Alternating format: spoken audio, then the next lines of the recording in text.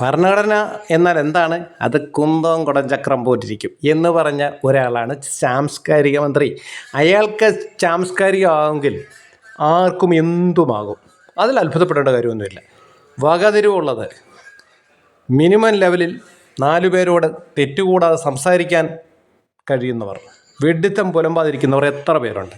വിരലെണ്ണാവുന്നവർ മാത്രം.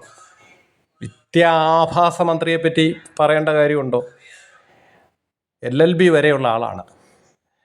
ആ അക്കച്ചിയുടെ തട്ടുകടയിലെ LLB. ഇതുപോലെ എത്ര എണ്ണം? 9316 എന്ന് പറഞ്ഞ സംഖ്യ വരെ കണ്ടെത്തിയ മാത്തമാറ്റീഷ്യനാണ്. പിന്നെ ഒരാൾ തലയ്ക്കകത്ത് വീട് കൊണ്ടു നടക്കുന്ന ആൾ. അങ്ങനെ എന്തെല്ലാം.